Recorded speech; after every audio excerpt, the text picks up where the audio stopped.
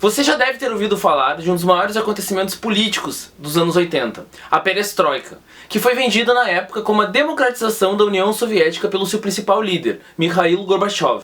A geração que nasceu ou viveu nos anos 80 certamente ficou marcada pelas imagens do Muro de Berlim caindo, pelos discursos de Mikhail Gorbachev e também pela crise na Rússia. Mas foram poucos os que ficaram sabendo os verdadeiros motivos e o contexto político e econômico por trás desses acontecimentos. Para fortalecer nossa posição, trouxemos Além da Perestroika, volume 1, do Ernest Mandel, escrito no decorrer do processo histórico quando ele estava de fato acontecendo. Mandel analisou que de forma alguma o tal degelo atraía politicamente os trabalhadores do Ocidente para a União Soviética. Não tornava ela mais palpável e, inclusive, poderia solapar a legitimidade cada vez mais fraca dos partidos comunistas do leste europeu, como os da Romênia e da Bulgária, por exemplo. Mas podemos nos questionar, se a Perestroika corria todos esses riscos e também a Glasnost, por que elas ocorreram? Por que elas foram feitas? Mikhail Gorbachev foi vendido na época como um político revolucionário, tal como Lenin, e por alguns como um político tido como ocidental, um primeiro-ministro ao estilo britânico. O segundo faz muito mais sentido, até pela revelação que o nosso querido Jô Soares fez numa entrevista sobre o encontro com Gorbachev, quando revelou que o mesmo pediu cinquinho para falar com ele.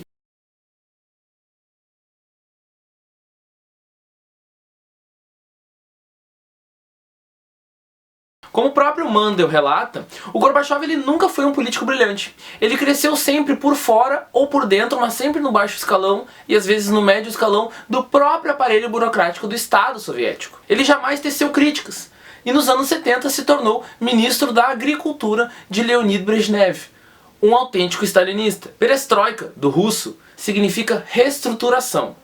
Isto é, visava terminar com a planificação e a centralização da economia da URSS. Ou seja, abria a privatização para alguns tipos de mercado, já que o mercado negro estava se tornando cada vez mais comum nos anos 80 na União Soviética. Mas e a Glasnost? Ela foi efetivada, vamos dizer assim, uns anos antes da Perestroika. Ela foi publicada nesse relato aqui, nesse livro, escrito pelo Mikhail Gorbachev, também nos anos 80, em 1987.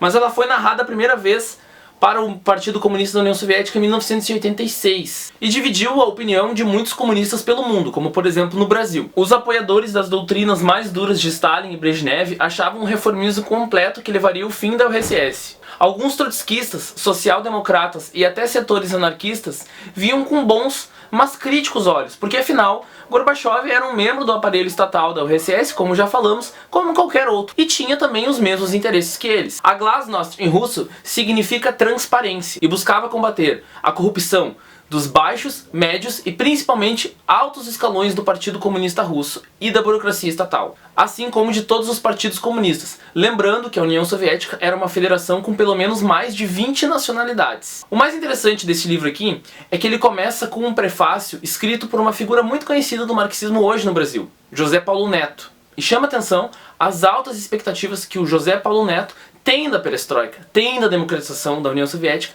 e até mesmo pelo próprio Gorbachev. Ele chega a afirmar, na página 20, a Glasnost é um processo extremamente positivo para todos os que, no mundo do capital, combatem pela sociedade em que o livre desenvolvimento de cada um é a função do livre desenvolvimento de todos. Não que a Glasnost não tenha de fato sido positivo, mas comparemos com outra análise, a de Ernest Mandel. Lá na página 61 ele vai dizer o contrário. A crise de sistema que reina na URSS aparece, portanto, como uma crise específica de uma sociedade específica. Sociedade de transição entre o capitalismo e o socialismo, ainda incapaz de autorregulação e de autorreprodução espontânea, paralisada nesse estágio transitório de desenvolvimento pelos atrasos da Revolução Socialista Mundial, o contorno capitalista, de uma parte, e pela tomada da sociedade e do Estado por uma burocracia privilegiada e parasitária, de outra parte.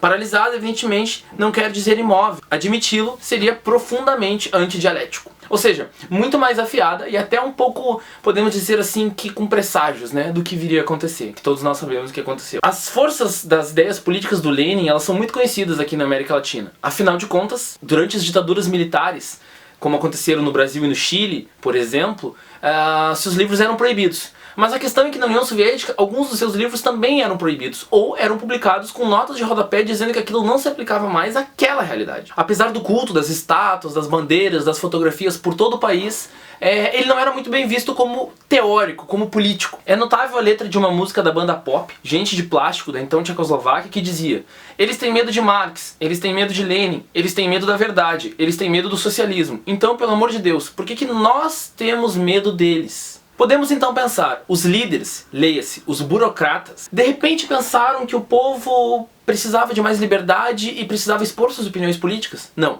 a gente não pode ser tão simplista em pensar assim. Isso é uma visão muito bonita da história e inclusive enganou muitos analistas na época. A URSS passava por uma grave crise econômica, a estagnação de cereais tornava ela dependente de países exportadores como a Argentina e Canadá, a produção anual de carros particulares estagnava e uma família precisava de 8 anos em média para conseguir comprar o seu.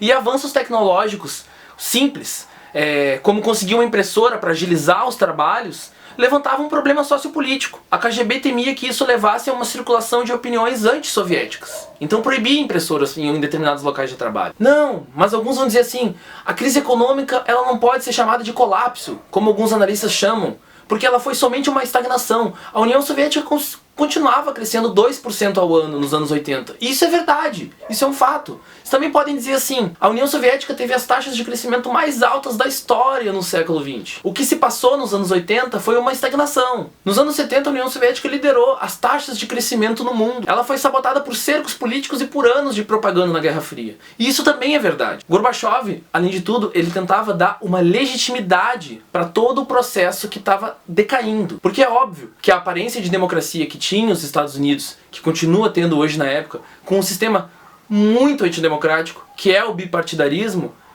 não deixava nada a desejar pro que acontecia na União Soviética. Mas na aparência, a União Soviética era uma ditadura e os Estados Unidos não era. Então foi pura propaganda, de fato. Mas nós não podemos pensar somente nisso. Em 17 de março de 1991, ainda na onda da Glasnost e da Perestroika, o Gorbachev chamou aquilo que foi o único referendo na história das repúblicas. A pergunta era: você considera indispensável a manutenção da União das Repúblicas Socialistas Soviéticas como uma federação renovada de repúblicas iguais e soberanas, na qual, sob qualquer circunstância, os direitos e liberdades dos cidadãos de qualquer nacionalidade serão garantidos? 77,85% respondeu que sim, queria a permanência da União Soviética. A maior oposição a isso veio justamente da Federação Ucraniana e da Federação Soviética Russa, que votaram 28% e 27% contra, respectivamente. Assim, diferentemente do que acusaram os viúvos e as viúvas dos crimes de Stalin, a Perestroika e a Glasnost não foram o motivo do fim da União Soviética e das democracias populares no leste europeu. Elas foram, antes de tudo, a tentativa de que estas não acabassem, pois, como mostramos, a queda do nível de vida, somada a pouca liberdade política, estava levando o próprio aparelho a perceber que estava chegando na exaustão. E aí que os burocratas do partido percebem a máxima de Lampedusa. Para que tudo permaneça igual, é preciso que tudo mude. No entanto, a história pregou uma peça em todos, e a União Soviética sucumbiria alguns meses depois do referendo. Ao ler a Glasnost, do então presidente Mikhail Gorbachev, percebemos algumas coisas muito interessantes. Uma delas é a citação de um Lenin monossilábico. Ele é citado pelo menos uma dezena de vezes nesse livro, o que não acontecia muito nos discursos dos antigos governantes. No entanto, as frases dele nunca passam de 2 ou 3 linhas, quase como se fosse uma coisa meio bíblica. A outra é a preocupação com a paralisação econômica do país e a paralisação de trabalho dos quadros do partido. Eles pensavam, se no Ocidente estão passando da gente, através do PIB, do desenvolvimento econômico, da produção, com liberdade democrática e com avanço tecnológico, talvez seja o que esteja faltando para a União Soviética. Mais liberdade democrática. Porque a justificativa do Gorbachev na época foi, olha, o povo está reclamando disso. Mas o povo reclamava disso desde os anos 20. Só que, claro, quando o povo reclamava disso nos anos 20, nos anos 30, nos anos 40, e tinha guerra mundial acontecendo, e a economia estava bombando, a burocracia obviamente não ouvia. Quando isso mudou, quando essa perspectiva mudou, a Perestroika e a Glasnost se tornaram necessárias. Outra coisa importante de retratar aqui é que não havia nada de trotskista no programa da Perestroika. No livro da Glasnost, por exemplo, o Trotsky sequer é citado, ainda que tivesse sido reabilitado timidamente em 1988. Mas apesar de muito limitado e burocrático, o que chamava atenção na escrita do Mikhail Gorbachev é que ele era o primeiro líder soviético, desde a época do Lenin, a produzir um texto que fosse minimamente legível, que não fosse recortado, que não fosse repetitivo e que tivesse algum tom de independência, pelo menos desde os anos 1917. Mas nada realmente inovador.